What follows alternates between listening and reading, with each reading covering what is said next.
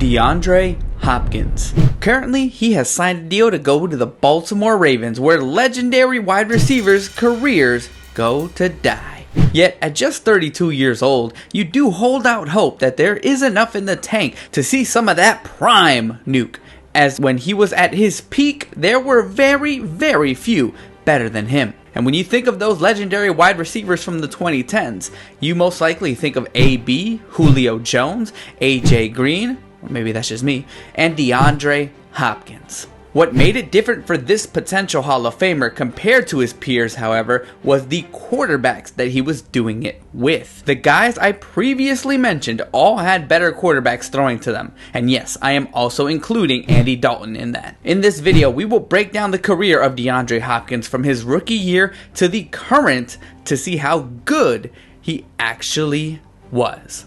Very early on, you knew Hopkins was going to be a problem in the NFL. After a great few seasons in college where he became one of Clemson's most productive players in their history, he was selected by the Houston Texans with the 27th pick in the 2013 draft. And it was in training camp sessions with the Washington Redskins where the rookie would immediately make headlines. After a back and forth trash talking with Pro Bowler D'Angelo Hall, Hopkins would rob the vet of his ankles, sending Hall to the ground, appearing to literally break his ankles. Hopkins would carry over this hype throughout his rookie season, nabbing 52 passes for 802 yards and 2 touchdowns, which is actually pretty good when you remember that Andre Johnson was still on the team. Hopkins would take the next big step in the following season, matching Johnson in targets, catches, yards, and touchdowns, laying the groundwork for him to become the next great Houston wideout. From 2015 and on, it would be the DeAndre Hopkins show at wide receiver. It was in this 2015 campaign where Hopkins would earn his first Pro Bowl nod after nabbing over 111 catches for over 1,500 pass yards, both good for third in the NFL, and a total of 11 touchdowns. And what makes this more impressive again were the quarterbacks that he was doing it with. This quarterback room consisted of Brian Hoyer starting for 9 games, Ryan Mallett for 4, TJ Yates for 2, and the great Brandon Weeden for 1. Guys whose win-loss record is a combined 29-55 through their careers. But they were enough for Hopkins to cook, as the next receiver to Hopkins was Nate Washington with 64 less catches and 863 less yards. That disparity in the next best option is asinine. Yet somehow those 4 quarterbacks were a bit of an upgrade compared to what they had to deal with in 2016. You guys remember what happened in 2016, and if you don't, this is when the Houston Texans thought they had struck gold with the legendary 6'13" Brock Osweiler. In 2016, Hopkins failed to eclipse 1,000 yards on just 78 catches and scored only twice. And it wasn't for a lack of talent. DeAndre was still the top option by a wide margin yet again. Somehow Houston was able to sneak into the playoffs despite their subpar offense with a 9-7 record and their number 1 ranked defense. In the wild card, Houston, with the help of that defense committing 3 turnovers, would actually dispose of Oakland rather easily. Hopkins would contribute in this win with 5 receptions and 67 yards and a touchdown. A decent game, but made better when you realize he had 40% of the passing yards total and had the offense's only passing touchdown. Houston would meet their end in the divisional at the hands of the eventual Super Bowl winners, the New England Patriots, 34-16, with Hopkins doing what he could, but at the end of the day was limited by his quarterback in not only this game, but the season as a whole. In 2017, Houston knew that Osweiler was not the answer, and despite paying the man a 4-year, $72 million deal the previous season, they would move on to draft Deshaun Watson. I know it's hard to imagine now in 2025, but that man Watson was pretty damn good, at least when he was with the Texans. While the 4-12 record didn't reflect it, Hopkins would return to his top tier status, totaling 96 catches for 1,378 yards and a league-leading 13 touchdowns, which is that much more impressive when you realize Watson actually tore his ACL midway through the season. He would make his return to the Pro Bowl and was named to the first team All-Pro for his performance despite the team around him floundering.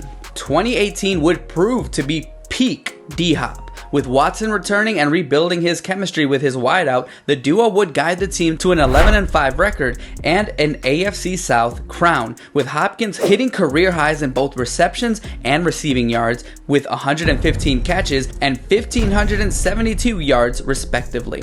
Combined with his 11 touchdowns, and Nuke would earn his second straight Pro Bowl nod and second straight first team All-Pro honors. In the playoffs, he would show his toughness that came with his game. In the wild card against Indy, he would tear a ligament in his shoulder, but would thug it out and finish the game despite it being a losing effort, 21-7. When it was all said and done, Hopkins would rank the 11th best player in the yearly NFL Top 100, which also included being the third best wide receiver behind only AB and Julio Jones. 2019 was more of the same, another 100+ receiving campaign with over 1,150 yards and this time 7 touchdowns. He would be a huge contributor to the Texans returning to the playoffs with a 10-6 record. Hopkins' clutch factor would come into play in the wild card against the Bills, as he would come up with a clutch first down in overtime that helped set up the eventual game-winning field goal, as Houston would advance to the divisional, where they would be shell-shocked by the Mahomes-led Chiefs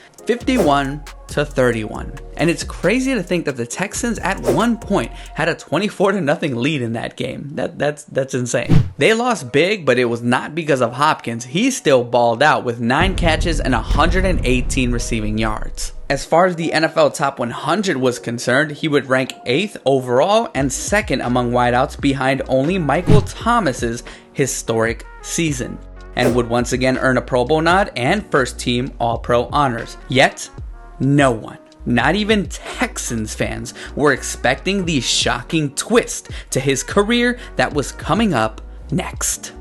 In the 2020 offseason, the Texans, namely Bill O'Brien, would shockingly deal the superstar wideout to Arizona for next to nothing. Nothing! DeAndre Hopkins, the 8th best player in the league. Nothing! In 2020, Hopkins would not miss a beat, however, catching passes from now Kyler Murray. Starting off strong in week 1 against the 49ers, he would catch 14 passes for 151 yards. DeAndre was producing, as he would total 115 receptions for 1,407 yards and 6 touchdowns. He would earn his 4th straight Pro Bowl and earn second team All-Pro honors this time around. Despite the roller coaster he had gone through over the entire past 365 days, Hopkins managed huge benchmarks for his career by this point, including eclipsing 10,000 receiving yards and 700 catches.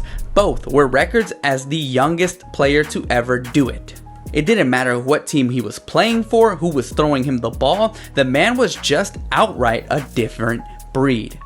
Yet, unfortunately, 2020 would be his final season, at least to this point, that we'd essentially see prime DeAndre Hopkins. Through the first 8 games of the 2021 season, D-Hop would fail to eclipse 100 yards at any point, as there were a few factors working against him this time around. 1. Arizona was actually very balanced on offense, with the additions of AJ Green, Zach Ertz, and the emergence of Christian Kirk and Rondale Moore, all taking their share of targets. The other factor? Injuries. In week 2, Hopkins would injure his ribs, and although he played through the pain, he saw a significant decrease in his production for the following weeks. Midway into the season, Hopkins would suffer a hamstring injury that would sideline him for 3 games before a torn MCL would eventually end his season. He would miss a total of 7 games and played through injury in at least 3 more. This resulted in the worst season of the 5-time Pro Bowler's career. And while he did have 8 touchdowns, he was only able to grab 42 passes for 572 yards, both career lows. And I don't think Hopkins was too upset, because the team was still headed in the right direction. They were 11-6 and had made the playoffs. With their franchise quarterback going into just his 4th season, expectations were high. But oh my goodness, was their success short-lived. This season was a massive flop for not only Hopkins, but the Cardinals as a whole. Everything that could have gone wrong did go wrong. First, it was Hopkins being suspended for the first 6 games due to a violation of the league's performance-enhancing drugs policy. Next, after signing his lucrative new contract, Kyler Murray would regress in his performance before things went from bad to worse. On a Monday night game against the Patriots, on just the 3rd play of the game, Murray would scramble to the right and would fall over on a non-contact play. The worst case had finally happened. Murray had torn his ACL, ending what was already a catastrophic season. The veteran wideout would be productive when playing, but still only amassed 64 receptions for just over 700 yards and 3 touchdowns. What's worse is that the Cardinals, who were in the playoffs the year prior, would limp to a 4-13 record. With Arizona not sure what they were going to do next, they felt as though Hopkins had become expendable. So for the 2023 offseason, they opted to cut the 31-year-old. And this is where it does get kind of funny for me, because in the entire 2023 offseason, Hopkins would claim that he would want to go play for a contender. So you're here thinking, okay, maybe he's going to go with the Chiefs. Maybe he's going to go with the 49ers or just anyone else. But no, at the end of the day, the contender was the Tennessee Titans, leaving everybody scratching their heads. What? In year 1 in Tennessee, Hopkins would play in all 16 games, the first time he had done so since 2020, but the superstar numbers just weren't there anymore, grabbing just 75 yards out of an astonishing 137 targets. He did cross the 1,000-yard threshold, but not by much, and would score 7 touchdowns. Very good season, yeah, but still far from the 100-plus catch and nearly 1,400 yards we were used to seeing. It didn't help that his quarterbacks were once again subpar at best.